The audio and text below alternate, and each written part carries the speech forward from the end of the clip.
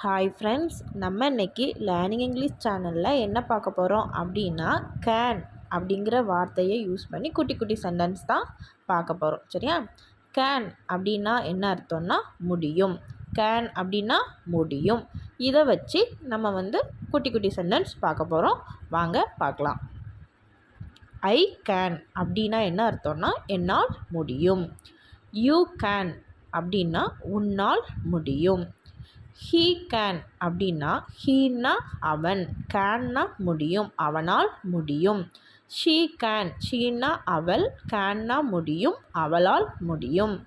They can, தேன்னா அவர்கள், கேன்னா முடியும், அப்போ அவர்களால் முடியும். வி கேன், வீன்னா நாம், நம்ம அப்படி சொல்லுவோமா, அப்போது நம்மால் முடியும். ஷீ கேன் குக் அப்படின்னா ஷீனா அவள், கேன்னா முடியும், குக்னா சமைக்கிறது. அப்படின்னா என்ன அர்த்தம் வரும்? அவளால் சமைக்க முடியும். I can play football. I can அப்படின்னா என்ன பார்த்தோன்னா என்னால் முடியும். ப்ளே விளையாடுறது, ஃபுட்பால்னால் கால்பந்து. அப்போது என்னால் கால்பந்து விளையாட முடியும். கேன் அப்படிங்கிற வார்த்தையை யூஸ் பண்ணி நம்ம கொஸ்டின் கேட்குறதுக்காகவும் அந்த வார்த்தையை யூஸ் பண்ணிக்கலாம்.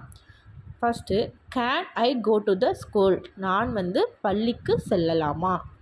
கேன் ஐ ஹெல்ப் யூ, நான் உங்களுக்கு உதவலாமா? இதை நம்ம ஏதாவது கேள்வி கேட்குறதுக்கு கூட இந்த கேன் யூஸ் பண்ணிக்கலாம். இந்த வீடியோ உங்களுக்கு பிடிச்சிருந்தா லைக் பண்ணுங்கள், ஷேர் பண்ணுங்கள். இந்த சேனலை நீங்கள் இது வரைக்கும் சப்ஸ்கிரைப் பண்ணணுன்னா சப்ஸ்கிரைப் பண்ணிக்கோங்க. பக்கத்தில் இருக்கிற பெல் ஐக்கானையும் கிளிக் பண்ணிக்கோங்க.